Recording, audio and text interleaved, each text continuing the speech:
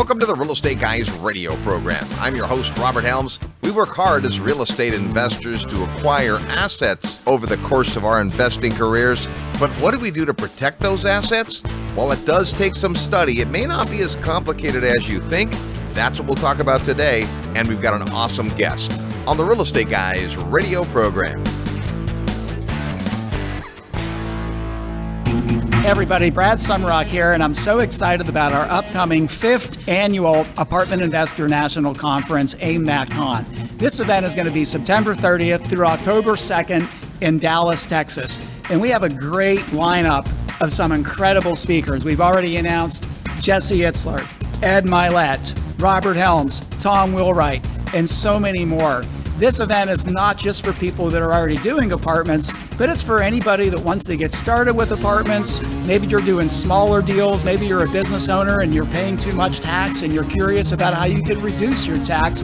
There will be hundreds and hundreds of people there, and this is the one event remaining in 2022 that you absolutely need to be at. Join the Apartment King, Brad Sumrock, at the 5th annual Apartment Investor Mastery National Conference, September 30th to August 2nd. Get all the details by sending an email to aimnatcon@realestateguysradio.com. aimnatcon@realestateguysradio.com, and I'll see you there. Welcome to the Real Estate Guys radio program. I'm your host, Robert Helms. Joining me as usual, it's our co-host, financial strategist, Russell Gray. Hey, Robert. We spent a lot of time talking about great ways to build up your assets, make lots of money, create cash flow, get businesses humming.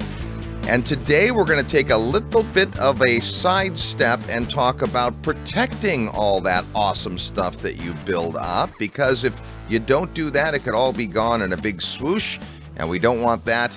We don't spend all of our time playing defense in real estate or investing, but it's important we spend a little time there because there are predators out there. Yeah, well, if you use football as the analogy, which is, I think, a good one, if you score 42 points, that's great. But if the team scores 45, you still lose. Right. So you do have to play some defense. And entrepreneurs and investors, by their nature, are optimists. They go out in the marketplace expecting to succeed, expecting things to go their way, believing that any adversity they run into, they have the ability and the wherewithal to push through, right? That's just the nature of the beast. However, the legal system is what the legal system is. We live in the United States of America, the most litigious society on the planet. You can sue anybody at any time for any reason. And there are, unfortunately, unscrupulous people and lawyers who understand that it's cheaper to settle than it is to defend, even if the case has virtually no merit. So I'm not a lawyer, but I know, having seen that and been around some of that it's better to put a structure in place ahead of time. Because once something starts to brew, once you have a reason to believe that something is coming, then you're kind of hamstrung a little bit. You can't just move things into where where you think they'll be safe, because there's this clawback provision, fraudulent transfer. And I'm not going to get into the weeds of all that, but I've, like I said, been around enough to know. When you have a structure in place, then the next thing is understanding how to use it, how to maintain it, and where to put the asset. So it's like setting up a chart of accounts in accounting. You create the chart of accounts so that when you go out and do deals, do transactions, you spend money, you receive money, you know which accounting buckets they go in. Same thing is true with an entity structure. You got to know who's signing the contract, who's going to own and operate the property, blah, blah, blah. So there's some things that you need to know to understand that, and it's a moving landscape. Law, like anything, is based on precedent, what goes on. And so people who are paying attention to that are going to say, hey, this is the latest and greatest, and you got to integrate that with your tax strategy. So it is a little wonky. It's not the most exciting thing, like going out there and finding, hey, how can I make $1 million? But if you make $1 million and lose it, to your point, Robert, what's the point? There's that old adage about an ounce of prevention is worth a pound of cure. And I think that's exactly what this is. You don't have to be a killjoy. It's just a matter of prudently following some steps. Imagine that you come home one day and you've got a big pile of cash. I don't know why someone bought a used car from you or something. You're not just going to set that down on the kitchen counter and go around your business. Even though you probably trust the people in your house, you're going to be prudent. You're going to go, ooh, this is a big pile of cash. I should put this, I don't know, in the safe, or hide it somewhere where only I know where it is, or I'll run down to the bank and deposit it. So we just take little prudent moves to protect ourselves. And in real estate, it's really no different than that. It starts with this idea that owning something in your own name can create some liability. Now, there are a few reasons why you might want to own a property in your own name, but they certainly aren't very many, and they actually aren't even that good. We talk on our Belize discovery trip about if you own offshore real estate, and just like in the U.S., you can use entity structure and asset protection, and you should. But there's one compelling reason, which is a tax reason, to consider putting a property offshore in your name. But once I explain that to everybody, I follow that up with, and it's still probably not a good idea. So most folks are going to want to take a little bit of time up front. Now, I think people get overwhelmed about this because there's just so much to know and so much to learn. Our guest today is going to put your mind at ease.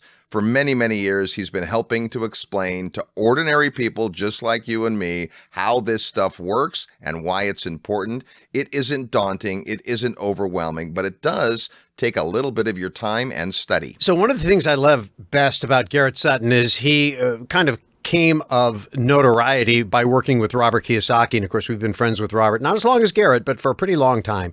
Yep. Kiyosaki's claim to fame, of course, is Rich Dad, Poor Dad, and all the other things that kind of grew out of that. And the essence of Rich Dad, Poor Dad was taking a fairly complex concept of the mentality, the mindset that an entrepreneur and investor needs to have, and explain it to people who are kind of working class people that are dreaming of having a better life.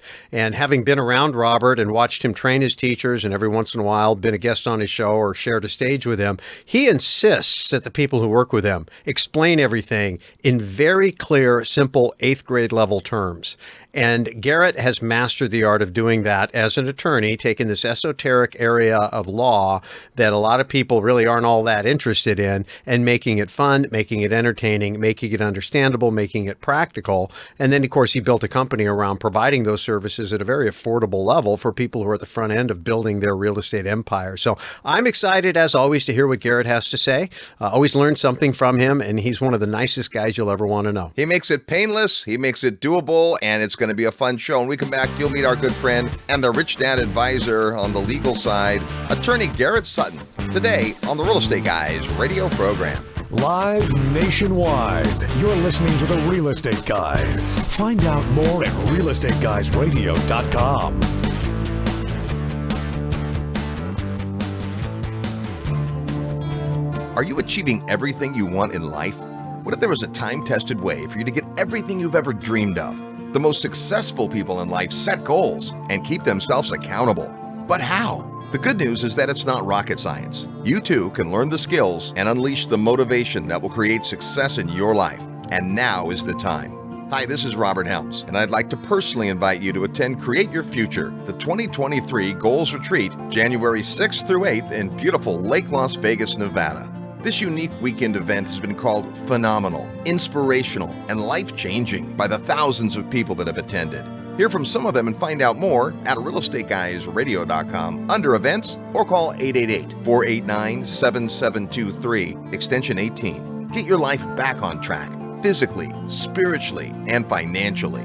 Attend the 2023 Goals Retreat on the first weekend of the new year. Click events at realestateguysradio.com to register. This is no dress rehearsal. Live the life you were meant to.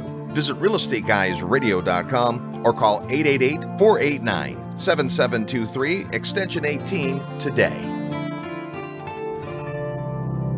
Real Estate Guys listeners, are you tired of losing real estate deals due to financing issues? Have you had enough of waiting on banks, lenders, and investor groups to fund new projects? What if there were a way to eliminate all the hassle and invest in real estate on your own terms? I'm here to tell you there is. Patrick Donahoe here from Paradigm Life. I'm an Investopedia Top 100 Most Influential Financial Advisor, and I recently wrote a best-selling book about the financial strategy that changed my entire investment model, and the one that could change yours. To get a copy of my book for free and learn how you can maximize your real estate portfolio by acting as your own bank, send an email to mybank@realestateguysradio.com. Don't make another real estate deal without reading my book first. Email mybank@realestateguysradio.com now to get your copy for free. Hi, this is Kevin Harrington, an original shark from the hit TV show Shark Tank, and you're listening to the Real Estate Guys. Welcome back to the Real Estate Guys radio program, now in our 26th year of broadcast. We frankly thought we'd run out of things to talk about after a couple of years, but here we are. Real estate is an ever-changing field of study, and today we're focusing on protecting the assets we work so hard to earn. Please welcome back to the Real Estate Guys radio program, our good and long-term friend, attorney Garrett Sutton. Hey, Garrett. Hey, Robert. Thanks for having me. Well, it's always good to have you on the show. We go way back. You know, when you said you've been on the air for 26 years, I think the first time I was on your show was probably 20 years ago. Oh, absolutely. Yep. And you guys do such a great job getting people informed and in a clear manner that it's always a great pleasure to come back on your show. Well, you know, I think the essence to the show today isn't to scare anybody off. And this is what I love about the way you approach this, is that it is something to be concerned about, making sure that your assets are protected, but it's also completely doable. Doesn't have to be that time consuming, doesn't have to be that expensive. But Garrett, take us through kind of, no investor left behind. Why is it that I don't want to own a property in my own name? Well, when you own the property in your own name and you rent it out to a tenant, the tenant is doing business with you personally. And if a problem arises at the property, hopefully you're going to have insurance, but some of these accidents exceed the insurance limits. And certainly insurance companies have an economic incentive to not cover every claim, so that when you get sued by the tenant, you are personally responsible in that scenario. It's very easy to have title be in the name of an LLC, and the tenant leases from the LLC. The lease agreement will say XYZ LLC as the landlord. So the tenant, if they have a claim, it's against that LLC. It's very easy to do. You should do it right at the start. It's not an expensive proposition. And it's just, you have to look at it, Robert, like another form of insurance. Yeah, it really is. And, kind of the first line of defense can be your insurance policy. But beyond that, it's not just because something physically happened at the property. There's all kinds of predators out there, whether legitimate or not. If people come after you and your assets, there's lots they can do to try to grab that stuff. And if you'll just be prudent about setting up a few entities to protect you, at least you'll make it a lot more difficult for them. Right. And the attorneys have an economic incentive to sue. They get a percentage of what they collect. If you have enough insurance, I always recommend my clients have an umbrella policy of personal insurance covering your home and your cars. $1 million of extra coverage is only $400 a year. The attorneys on a contingency know how to get at insurance money. They're not good at getting through LLCs. It's not a good use of their time. And so if you have enough insurance money, that's the red meat that the attorneys can get at. Your other assets are held in LLCs. It's a good way to protect yourself. And again, it is not difficult or expensive to set up these structures. I remember when I first read Own Your Own Corporation, a book you wrote many years ago, about this idea of separating you from your business, your real estate, whatever your economic life looks like. You kind of outlined different kinds of entities, and people know about corporations and partnerships and limited liability companies.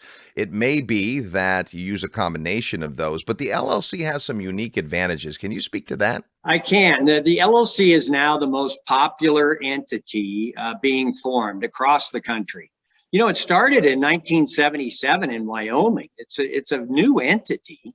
We've had corporations around for hundreds of years, but the LLC is a new entity in the U.S., but it offers a great deal of advantage. First of all, the asset protection with an LLC is in most states, especially a couple of key states like Nevada, Wyoming, and Delaware, is far superior to that of a corporation. With a corporation, if someone sues, they can get your shares in the corporation, they can take control of the corporation. In an LLC, they can't get your holdings that easily. They have to wait for distributions to be made. That procedure is called the charging order. So the LLC has superior asset protection over a corporation. The LLC also allows flexibility in taxation. You can be taxed as an S Corp, a C Corp, as a partnership, as a disregarded entity if you're the sole owner. So we really like the LLC for the flexibility with taxation and the asset protection that it provides. Now, Garrett, you mentioned some of the jurisdictions. There are LLCs available in, I would guess, every state, but there are some reasons to consider the states you mentioned. And let's just approach this from the point of view of someone thinking, well, I own my property in Arizona. Does my LLC have to be in Arizona? Well, what we like to do is have that property in Arizona owned by an Arizona LLC. You're collecting taxes in Arizona. If the tenant sues, Arizona law applies. But then let's say you have an Arizona LLC and a Utah LLC. We would want both of those to be owned by a parent LLC. We like Wyoming. Some people like Nevada. But the Wyoming parent LLC gives you the great asset protection. If you get sued in a car wreck and they want to get at the Arizona and Utah property, they have to fight through the Wyoming property, the LLC rather, to get at those properties. And in Wyoming, the exclusive remedies, the charging order, the attorney on a contingency has to wait for distributions to be made. That's not a good use of their time. They'd rather go on to the next case with insurance. So the Arizona LLC is perfect for that Arizona property, but we want it to have a parent, a Wyoming LLC, to offer the greater protection. Now, the charging order is a fascinating concept. The idea that when someone wins a judgment against your LLC, they don't get what's inside it, they get what you might be entitled to. How does that work, and why is that so important? Well, it's interesting. In California, Utah, New York, there really is no charging order. They can barge in and force the sale of the assets.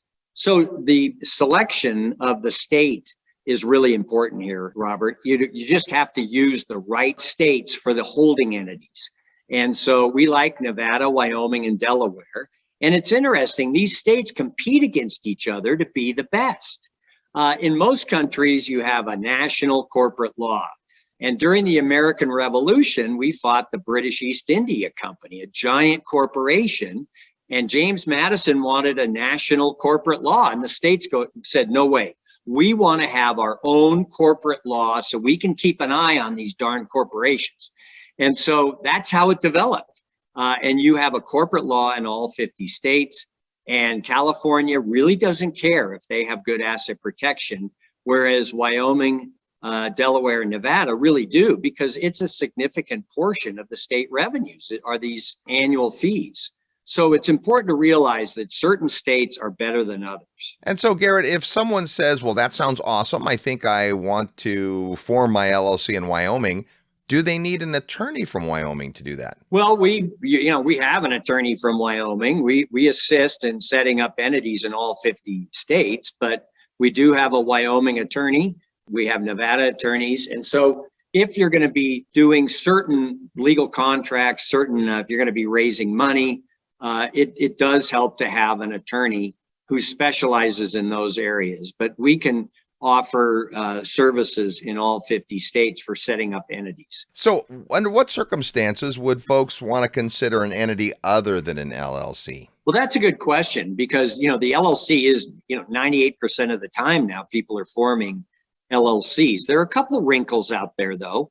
The state of California, if you're a licensed professional, a real estate broker, an attorney, a doctor, you have to operate through a corporation.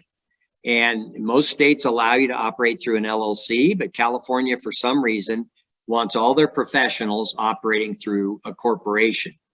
There's a thing called a limited partnership, which is like an LLC, but you have to form two entities to be solely protected. The 98% limited partner has no say in the operation of the limited partnership. And this is a good scenario for parents. The parents are the general partners. They own 2%. They have absolute control of the whole thing. The kids with 98% have no say in it. And so a lot of parents will use the limited partnership for that scenario. But Robert, with those two exceptions, most of the time now it's an LLC. Now, the good news is to form an LLC is pretty simple. The paperwork's straightforward. You need to come up with a name. Your firm would help them do a search to make sure the name's available in the jurisdiction. And we can maybe talk about the idea of naming it something that is recognizable to you or not. Do you have any feeling on that? Well, I wouldn't name something Coca-Cola. there's this company in Atlanta that's going to come after you. So you don't want to use someone else's trademark. You don't want to use the name of someone in town that is doing bad business. You don't want your name associated with someone who doesn't have a good reputation. I think if you're going to start a business, it's not as necessary for real estate, but if you're going to start a business, you've got to look into getting the trademark. And you go to uspto.gov. That stands for United States Patent and Trademark Office. And you can do a down and dirty trademark search. And, if you have a unique name and you can get the domain name, I think getting that trademark helps, because with the trademark, you can tell someone in Atlanta that is using your exact name and muddying the name for you. You can tell them to cease and desist because you have the federal trademark for that. And then when you go to sell the business, that's an asset. So, trademarks and the name you use in your business is important. Now, for real estate, you own a piece of property on Elm Street and you call it Elm Street Holdings, but that name is taken. So you use Elm Street Equities. It's just not as important for real estate. But for business, the name is important. So you have the fees and the time necessary to form the entity, but it doesn't stop there. You mentioned this idea of renewal fees, registrar. Can you talk about what the ongoing process is to make sure that you stay in compliance? Well, and that's why I wrote this latest book, Fail Not Fail, because there are these ongoing corporate formalities that you have to follow. And a lot of people, Robert, have set up their entity online and no one ever told them that they had these ongoing requirements. You have to have a meeting each year. You have to have a separate bank account. You have to file a separate tax return in most cases. And these formalities are not hard to follow, but if you don't follow them, they can pierce the corporate veil. They can go through the veil of protection that you have with a corporation or LLC and reach all of your personal assets. You don't want that to happen to you. Your spouse certainly doesn't. So you need to follow these corporate formalities so that you stay protected. No use in setting up a brilliant asset protection structure and then not following the formalities and someone steps right in. Totally get that. Now, Right. What I was surprised to learn from you recently is the percentage of time that people actually are able to pierce the corporate veil. Yeah, it's really surprising. This is the most overlooked area of asset protection there is, because half of the time, 50% of all cases, they are piercing the veil and getting at the owner's personal assets. It's really staggering how many people are not following the rules and losing their personal assets. Let's talk about one of the simple rules, which is how you sign documents. This is important. You need to provide corporate notice. You need the person you're signing the contract with to know that they're doing business with XYZ Inc.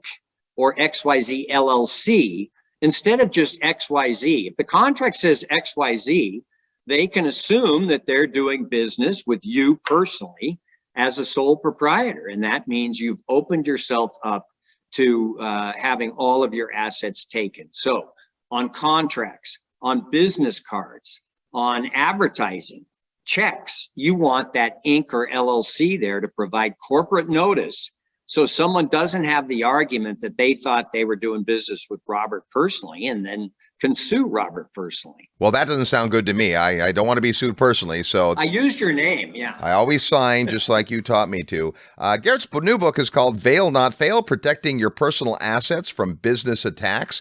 And this is an interesting angle because you've taught us for years about making sure that the corporation or the LLC or the partnership is structured, that we're keeping the formalities together. And we normally think about protecting what's inside. But this idea that what you do in your job or your business might create liability for your assets, that's a little different angle. Well, yeah. And so what happens when the veil is pierced? Someone sues your corporation.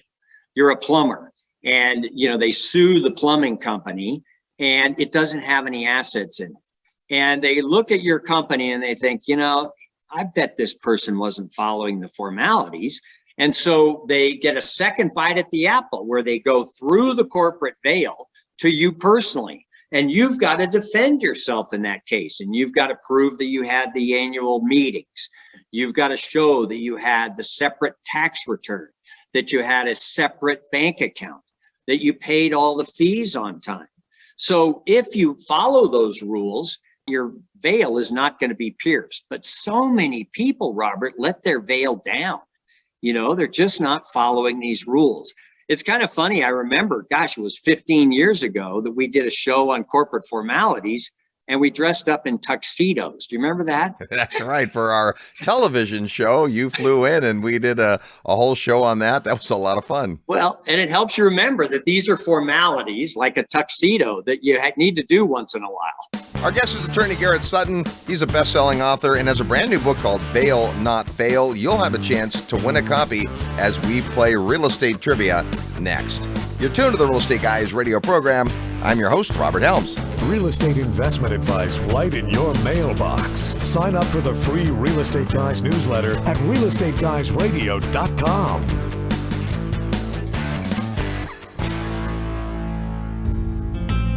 Hey, it's Robert Helms. Thanks so much for listening to the show today. I want to personally invite you to come see an amazing real estate market that combines excellent cash flow, offshore diversification, and what we affectionately call lifestyle investing.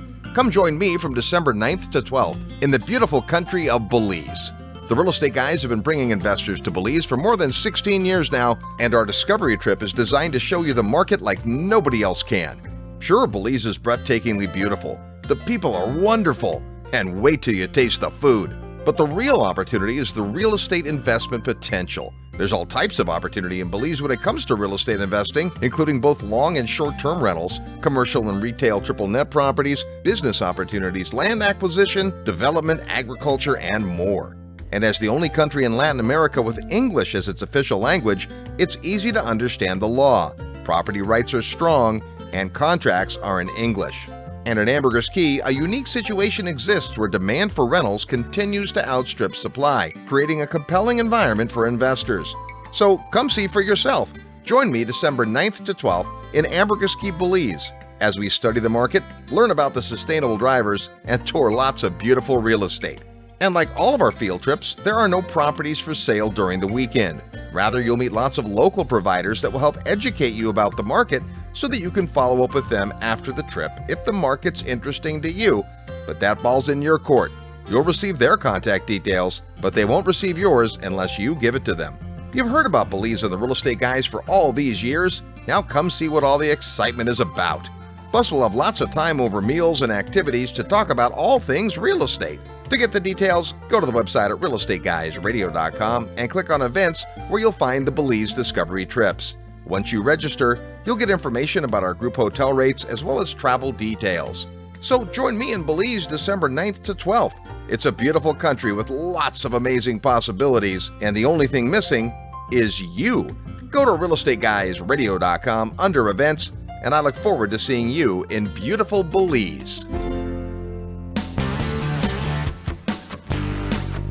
Hi, this is Tom Wheelwright, best-selling author of Tax-Free Wealth, and you're listening to Real Estate Guys Radio. Welcome back to the Real Estate Guys radio program. Thanks so much for tuning into this show. We'd love to see you at the New Orleans Investment Conference. We go every year. It's a ton of fun. You'll learn a bunch. The speakers are incredible, and every New Orleans Investment Conference, the Real Estate Guys hold a special party for our listeners. To find out more, just send an email to neworleans@realestateguysradio.com. New Orleans at realestateguysradio.com. We're talking about protecting your hard-earned assets with attorney Garrett Sutton. Before we get back to that interview, it's time to play Real Estate Trivia. Your chance to win a prize by knowing the answer to today's trivia question, which has something to do with real estate and attorneys. The first person that gets it right gets an autographed copy of Garrett's brand new book, Fail Not Fail, Protecting Your Personal Assets from Business Attacks. As soon as you hear the question and think you know the answer, send your best guess to trivia@realestateguysradio.com. Trivia@realestateguysradio.com. Give us your name, the answer to the question, and your mailing address. The first person that gets it right gets Garrett's brand new book autographed by him. Last week on the show, it was part 2 of the 2022 Investors Summit on Sand. We asked this: where is the world's tallest living tree? It's in California's Redwood National Park. The tree, discovered and named Hyperion in 2006, stands 115.92 meters high, around 380 feet. To combat serious environmental degradation caused by thrill seekers, it was recently announced to be off limits to visitors who now face a fine of $5,000 should they be caught near the tree. And if you are, you're gonna need a lawyer. Speaking of which, here's today's real estate trivia question. Most people know that the United States has the most lawsuits of any country, but it is not the country with the most lawyers per capita. In fact, for many years, Uruguay was the country with the most lawyers per capita, edging out the U.S. with one lawyer for roughly every 240 citizens. But as of 2015, what country currently boasts the most attorneys per capita with one lawyer for every 139 residents? If you know or want to take a guess, send your best guess to trivia@realestateguysradio.com. Give us your name, your mailing address, and the answer to the question. The first person that gets it right gets Garrett's brand new book, Veil, Not Fail, Protecting Your Personal Assets from Business Attacks. That's today's real estate trivia question. We're with the author of that awesome new book, Garrett Sutton. And Garrett, this is kind of a hole, if you will, in education when it comes to the idea of setting up entities. A lot of folks understand they need to set it up and they think they can set it and forget it, but they really can't. And I know when researching this book, you've studied some pretty interesting case studies, if you will. Take us through some of those. Well, one of my favorites is the communist takeover case, where the San Francisco Communist Party had people buy real estate for them. They had a publication for them, and they decided that they really should own that company. And they went to court and tried to pierce the veil of these two companies. And the initial judge in San Francisco said, sure, have at those companies. So they gave the Communist Party these private companies. And it was kind of funny. The publishing company did a Marxist newspaper. And so here was the Marxist publishing company being taken over by the Communist Party. It just was a humorous case. But then the appellate court looked at the case all over again and said, no, we're not going to allow the Communist Party to pierce the veil of these two companies who followed the formalities and, were entitled to protection. So that was one of my favorite cases, how the Communist Party was trying to use the U.S. legal system to take over the assets of private companies. We have a number of those cases. One of the key factors for piercing the veil is undercapitalization, where you start the company and let's say it costs $10,000 to get it going, really, and you put $1,000 in there and you don't have enough to really get it going, and you obligate the company to contracts. You go out and have people do work for you, but you've only got $1,000 in the bank when really you need $10,000. And the courts will pierce the veil when you've deliberately undercapitalized the company. You really should have had $10,000 in there, or you shouldn't have signed these contracts where people provided the services thinking you could pay and you didn't have the money. And so in that sense, the person who's owed the $10,000 sues the company, realizes that there was never enough money in there, and then is able to pierce the veil and go after the individual who set up the company. So undercapitalization is an important one. And one of the cases we have in the book involves George Soros. And, you'd think he would be able to capitalize a company well enough. You'd think. He's a billionaire, but these attorneys felt like, oh, well, we can go after George Soros. He'll just cave. And he didn't. And it was an interesting case how George Soros stood up to an undercapitalization claim. We have a number of cases like that in the book, where especially husband versus wife. Some of these cases are humorous, let's say, where the husband is trying to collect from the wife, or the wife is trying to collect from the husband. They're trying to pierce the veil on each other. And the interesting thing about piercing the veil, Robert, is there's no standard. It's a case-by-case basis. And in some cases, the courts do pierce. And in others, they don't, under the same fact patterns.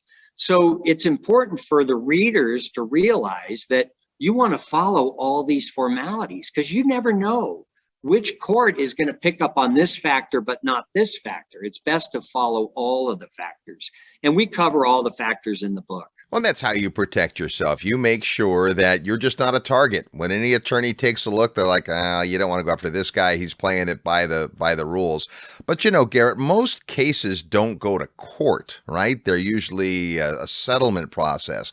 How does this part of the law fit into that? Does the other attorney try to make a guess as to whether or not they could pierce the veil if it went to court? Well, here's the thing, the company has no money, right? So when you talk about settlement, they don't have any money.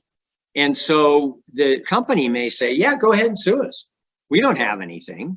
And so a dedicated plaintiff would say, okay, yeah, we will sue. And we're betting that you didn't follow the formalities. We saw that you didn't renew your charter now and then. We saw that you operated as kind of a scofflaw. And so we're betting that you didn't follow the formalities, and we're going to go right through that corporation and go after the owner individually.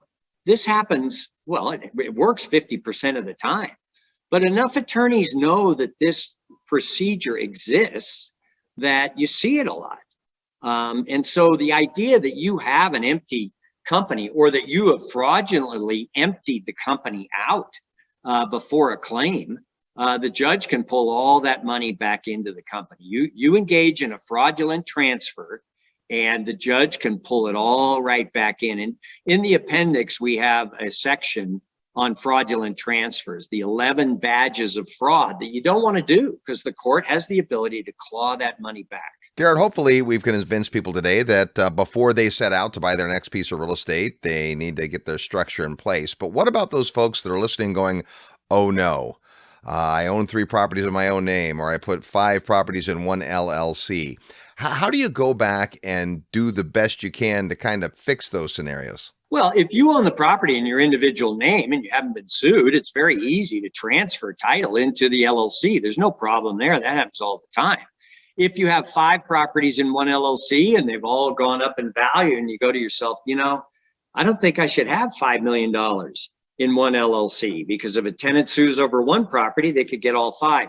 It's easy to transfer those 4 properties, 3 properties out into new LLCs. One of the big problems though, Robert, is when someone hasn't done the annual meetings, hasn't followed the formalities. And we offer a service. You can call us, get a free 15-minute consultation on setting up entities or cleaning up your entities. We offer a service where we can clean up your corporation. We can do the minutes that you intended to have. And so, don't tell anyone about this, but call us and we can help you clean up that entity so that if something comes later, this is applying to situations in which you haven't been sued. If something comes later, you've got the corporate formalities all in place. Before we're done, we'll tell you how to get a hold of Garrett and also find out about his new book, which you're going to want to get a copy of. This is an ounce of prevention book for sure. Just being aware makes a huge difference. So when you're approaching a new transaction or you get into a new market or you've got a new partner, you're thinking about protection from the beginning. Now, Garrett, the other part of this is you mentioned tax. Your attorney doesn't give tax advice. So one of the things you've always done a great job of is counseling folks about how to work with both a legal professional and a tax professional. Give us some ideas there. Well, absolutely. And what happens, Robert, I'm sure it's happened to you, is you talk to the attorney and they say, well, that's a CPA question. Go talk to the CPA. And you get bounced back and forth. And I prefer to have the attorney, the CPA, and the client on the call or in the same meeting room and decide everything all at once instead of playing this game of ping pong for 3 months. So I think it's important, as Robert Kiyosaki says, you're creating a team and you want a team of players that are dedicated to your efforts, and having that attorney on the team and that CPA on the team working together is the best way to go. Love that answer. It might seem like it'd be more expensive to get both your CPA and your attorney on the phone. And yeah, it might be for that 20 minutes, but it only takes the 20 minutes or 30 minutes. It doesn't take an hour here, back over to this one, and a half an hour there, back over to this one. And the other thing is you'll find that professionals always work better together when they're on the same page. Right. When it's not that mysterious tax guy giving the advice, it's a guy you're sitting across the table from. Well, and the other thing is to read some of these books, like Start Your Own Corporation. It gives you a heads up. When you go into your attorney to sit down and talk about things, you're already on second base. You already know some of the structuring, some of the information. And so he doesn't need to spend half an hour explaining anything to you. You've already read the book. So I would gain the information at the same time through reading and seminars and all. Now, Garrett, one more thing. Let's talk about this because it's a question we get all the time. I'm sure you get it all the time. I want to put my property in an LLC, but what about the loan? What about getting a lender that will loan to my LLC? Is it better to ask permission or forgiveness? We always have them transfer title into the LLC. And here's the magic language, Robert. It's continuity of obligation.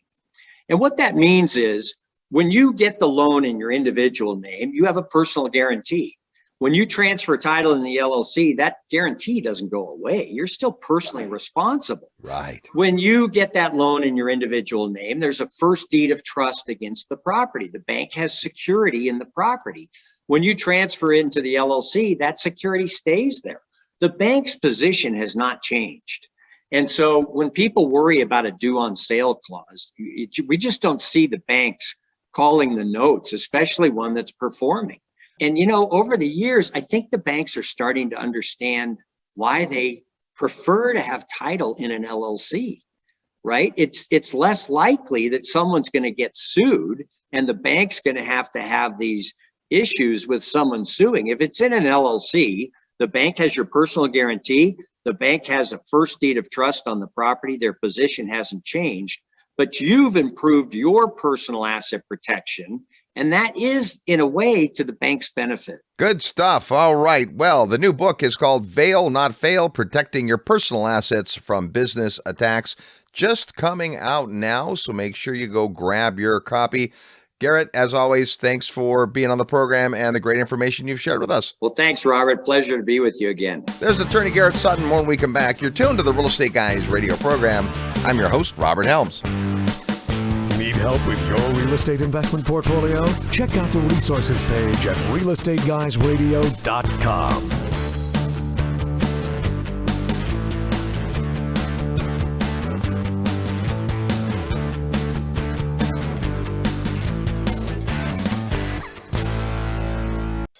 In uncertain times like this, it's great to know there are two things you can always count on: high demand for affordable single-family homes to live in, and Terry Kerr's amazing Memphis team at Mid-South Home Buyers to find, fix, and manage the next addition to your recession-resistant real estate portfolio. The Memphis market is logistics and distribution dynamo with an economic engine that's essential to moving goods and critical supplies all over the United States.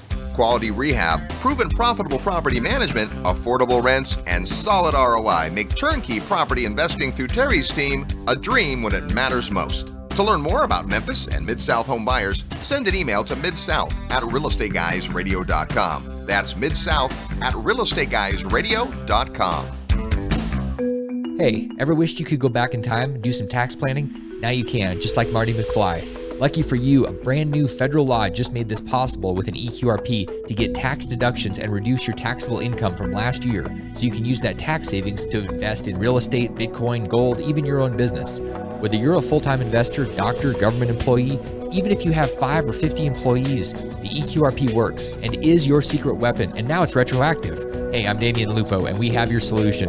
By the way, if you got bad advice and used an IRA for an apartment syndication, you are sitting on a U-bit time bomb. But don't worry, there's a solution, the EQRP. The EQRP company is ready to help you get control of your money, kill U-bit, and help you pay way less taxes. Want to learn more about this strategy? Send an email to eqrp@realestateguysradio.com for my special EQRP report. Paying tax or letting Wall Street suck you dry is dumb. Your first step is freeing your retirement money by sending an email to eqrp@realestateguysradio.com today. Hi, this is Doug Casey, and you're listening to The Real Estate Guys. And welcome back to the Real Estate Guys radio program. Thanks for tuning into the show. Hey, if you want to do bigger deals, whether you're using other people's money or you're using your money alongside folks that are doing those kind of deals, come on out to the Secrets of Successful Syndication. We do it twice a year in Dallas, Texas. Awesome event with great folks. We've got an all-star faculty, and we'd love to have you there. All the details on the website at realestateguysradio.com. Under events, you'll see the Secrets of successful syndication. Well, my goodness, I always learn something when we have Garrett Sutton on the show. Yeah, Garrett's great. You know, he mentioned the TV show that we did way back, and that was actually his idea. And he was one of our very first, I'd say, higher profile guests. You know, we were, and I guess maybe you could say still are, novices in TV. You know, we had 32 episodes back in the day, and it was a ton of fun.